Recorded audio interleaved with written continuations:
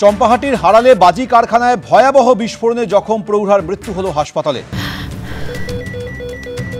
ক্যান্সারে নেই আর ভয়, NCRI হবে এর জয়। আপনাদের ভরসা নেতাজি সুভাষচন্দ্র বোস ক্যান্সার হসপিটাল। মৃতের নাম শঙ্করী সর্দার। পিন্টু মণ্ডলের বাজি কারখানায় কাজ করতেন 64 বছরের শঙ্করী। তার বাড়ি হারালেই গতকাল বাজি বিস্ফোরণে মারাত্মকভাবে ঝলসে যান শঙ্করী। তাকে এমআর বাঙুর হাসপাতালে ভর্তি করা হয়। হাসপাতাল সূত্রে খবর 100% পুড়ে গিয়েছিল শঙ্করীর শরীর, সেই কারণেই তার মৃত্যু হয়।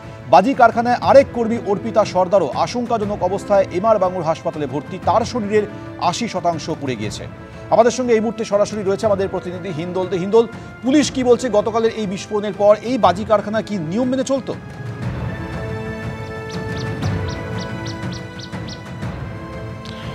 একেবারে দেখো, বারুইপুর পুলিশ কিন্তু যেটা খতিয়ে দেখছে, বারুইপুর থানার সূত্রে যেটা জানা যাচ্ছে যে এই যে বাজি কারখানা, যেটা ক্যামেরা পার্সন সন্দীপ সাধুকাকে বলবো দেখাতে, যে বাজি কারখানা সম্পূর্ণটা উড়ে গিয়েছে, দেওয়াল ভেঙে পড়ে রয়েছে, এই বাজি কারখানাটা হলো পিন্টু মণ্ডলের।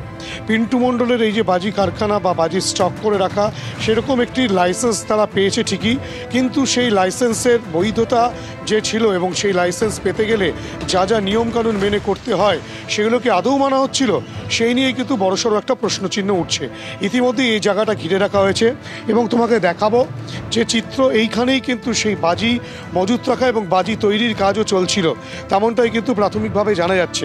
এবং এখানে যেটা জানা যাচ্ছে যে এই বিস্ফোরণের পর বিকট শব্দ হয় গতকাল 12:15 নাগাদ, এবং এই বিস্ফোরণের শব্দ শুনে তৎক্ষণাৎ তড়িঘড়ি এলাকার লোকজন এবং যারা বাজি ব্যবসার সঙ্গে যুক্ত তারা অনেকেই ছুটে আসেন এবং তারা দেখতে পান যে অগ্নিদগ্ধ অবস্থায় পড়ে রয়েছেন 3 জন। তাদের মধ্যে একজন শঙ্করী সর্দার, যার বয়স 67 বছর, তারই এক আত্মীয় অর্পিতা সর্দার, এবং এই যে পিন্টু মণ্ডল, যার বাড়িতে বাজি কারখানাটা রয়েছে, সে পিন্টু মণ্ডল। তৎক্ষণাৎ তাদের 3 জনকে উদ্ধার করে হাসপাতালে নিয়ে যাওয়া হয়। শঙ্করী এবং অর্পিতা দুজনকে এমআর বাঙুর হাসপাতালে ভর্তি করা হয়। এমআর বাঙুর হাসপাতাল সূত্রে বলা হয় যে শঙ্করী সর্দারের 100% শরীরের পুড়ে গিয়েছে এবং তারপরেও তার চিকিৎসা চলছিল, কিন্তু সন্ধ্যে 6:30 নাগাদ শঙ্করী সর্দারের মৃত্যু হয়।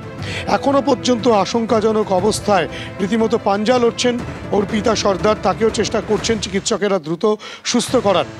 এই যে গোটা ঘটনা, একের পর এক মৃত্যুর ঘটনা ঘটছে কিন্তু বেআইনি বাজি কারখানায়। কোথাও লাইসেন্স থাকার পরেও বেআইনি কার্যকলাপ চলছে, কোথাও বা কেউ লাইসেন্স ছাড়াই বাজির সঙ্গে যুক্ত রয়েছে, বাজি ব্যবসার সঙ্গে যুক্ত রয়েছে, তেমন ঘটনাও কিন্তু একের পর এক উঠে আসছে। এগরার ঘটনা আমরা দেখেছি, দত্তপুকুরের ঘটনা আমরা দেখেছি, তাছাড়াও বজবজে সেখানেও কিন্তু একের পর এক বাজি বিস্ফোরণের মৃত্যুর ঘটনা ঘটেছে। দেখাচ্ছি তোমাদের সন্দীপ সাধুকা যে ছবি দেখাচ্ছে, তুমি দেখতে পাচ্ছ পাশেই একটি আম গাছ রয়েছে, যে আম গাছটি কিন্তু সম্পূর্ণ ঝলসে গিয়েছে। শুধু তাই নয়, ভিতরের যে অংশ আরেকবার দেখাতে বলবো সন্দীপকে, যে এই যেখানটায় বাজি তৈরি হচ্ছিল এবং বাজি মজুদ ছিল, সেখানে কিন্তু বিস্ফোরণের তীব্রতা এতটাই ছিল যে সম্পূর্ণ দেওয়াল, ইটের দেওয়াল, সেই ইটের দেওয়াল কিন্তু ভেঙে পড়ে গিয়েছে পাশের যে ডোবা রয়েছে সেই ডোবায়। এবং ডোবার ছবিটা দেখালে বুঝতে পারবে, এই যে ছোট্ট জলাশয়, এখানে কিন্তু ওপরে এখনও পর্যন্ত বারুদ ভাসছে।